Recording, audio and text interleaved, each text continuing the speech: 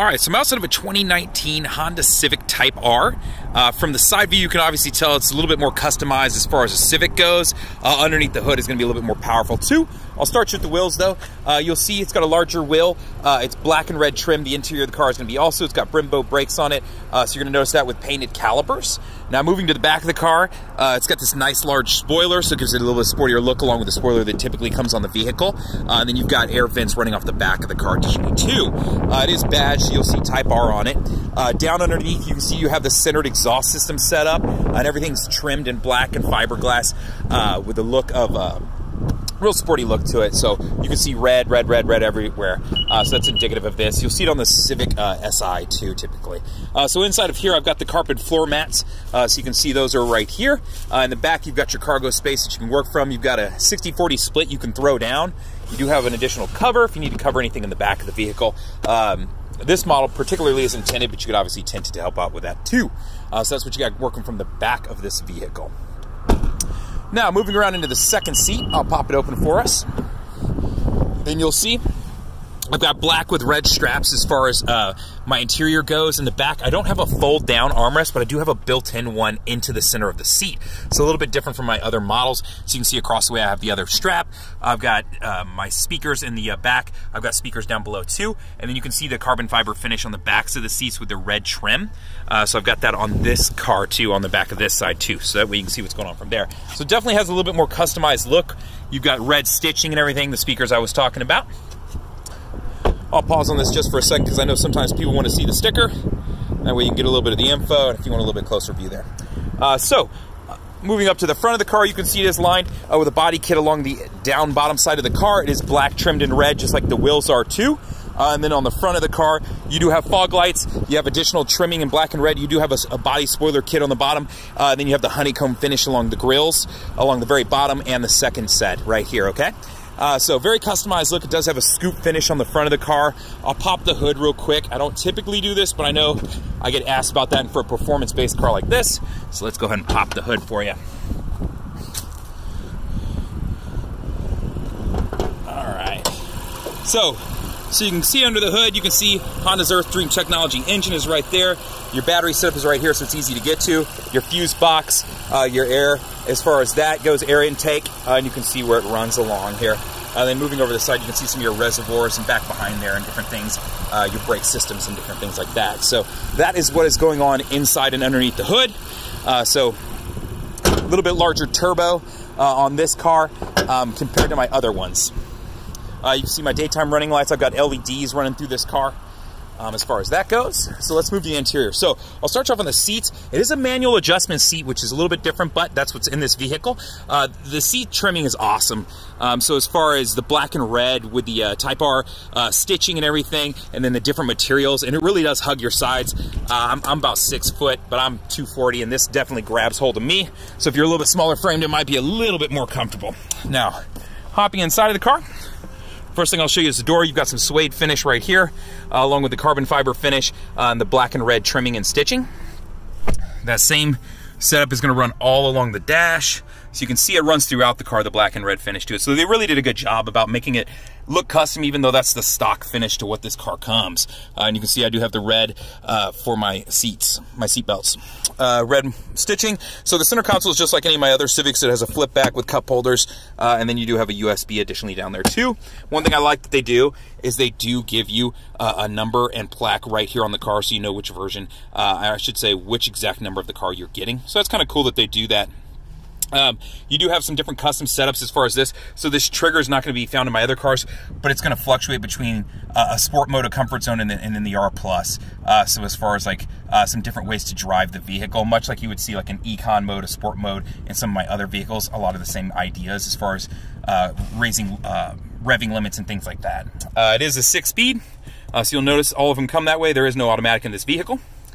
Down here, you'll see you do have an electronic parking brake. To use it, you just put your foot on the brake. If I press down, it releases it. If I press up, it sets it. So pretty easy to understand. You can hear it engage, and you can feel it under your foot when you do it. So that's what's going on from there. On your steering wheel, you see the black and red finish continues. My Bluetooth controls, to answer a call, hang up, go voice command. My I button will change between all the different menus that I have up here. So in this vehicle, you're gonna have a lot more menus just based off of performance-based actions.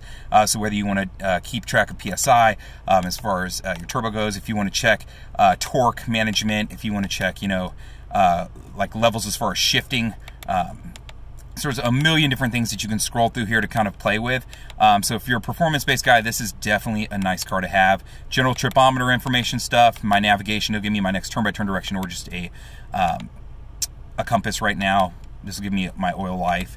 Some of this stuff you're gonna find on the standard Civic, and then some of it is gonna be additional. So some things you would see on like a Civic Si, and then you're gonna see the additional torque management and different systems in there to keep a little bit more performance-based actions and pay attention to your car.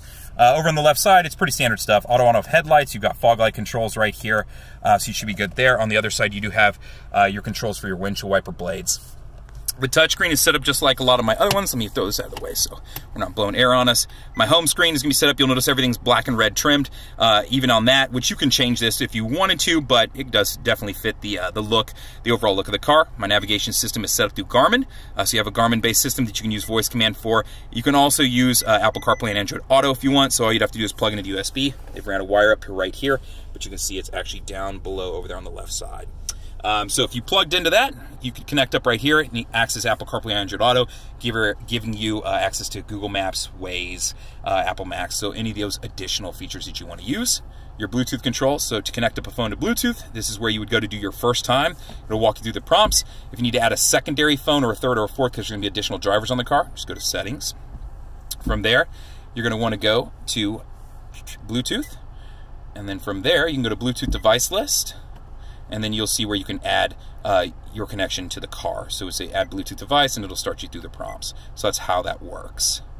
So that is a quick rundown of that. Now, moving down your settings, there's some different things that you can see on here as far as accessing Bluetooth, vehicles, different setups. So vehicles where you can get to things like door locks, window locks, some of those additional controls. So door and window setup, different things of that nature. So if you want to affect, when the doors lock, which is set to 9 miles an hour. If you want to jump back, auto door unlock. So this would be where you can change it when you open your driver's side door. It'll currently unlock all the doors, and you can change those features here. So these are just some general features that you can find on most of my cars. Walk away auto lock is set up to where if I turn this on, anytime I get outside of 10 feet from the car, it'll automatically lock the doors. So just a safety feature. In a car this nice, I would want to keep it protected as much as I can, so I would keep that on. Other features that you'll see here, audio. This does have a little bit higher powered audio system in the vehicle. It does sound nice. What do I got going on here? Don't know if that's the song I would test it with, but you can hear it's a good system. You can crank it up and have a good time driving in it. So that's what's going on. Your sources over here will jump around FM, AM, 90 days of Sirius XM, USBs that you can plug into. You have Bluetooth, and then you have access to Apple CarPlay and Android Auto. So if you want to pull up Spotify, Pandora, whatever it may be, you can access those too. Info will give you tripometer information, or you can load up a screensaver to the image. So if I wanted to load up an image, I could. Just go here, clock and wallpaper, and then walk you through the prompts, and you can add something from there. So I would select there and keep moving. If I just went tripometer information up, I could do that same thing from here. You'll see trip info pop up right here. I can get that same info here that I had up on the other screen. So just some different ways to do the same thing. You can see I have this many miles on this tank of gas and so forth.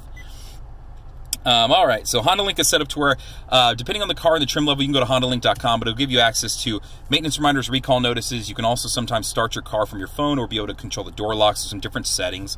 So some things to check out. If you're curious about a particular car, just go to Hondalink.com. You can look at any car, any trim level, anytime, and get a feel for that. And then your app list is just going to be general stuff like a calculator, app installer. The app installer requires a certain APK, so if you're thinking maybe I can install Netflix or something on it, not the case. I have looked into this heavily, but the guys in Europe and Canada, I think, have figured out ways to do some of this, so just something to keep in mind. That is the Type R. That's just a quick rundown of the interior car and the outside of the car. I would say if you had questions, you can feel free to ask me, but I hardly ever see these coming to our dealership. I just happened to get my hands on one and wanted to show you guys what was going on with it. So feel free to reach out if you want. You can comment on the YouTube video, and I'll try to get your questions answered if I can. I'll do the best I can, I should say. Have a good one.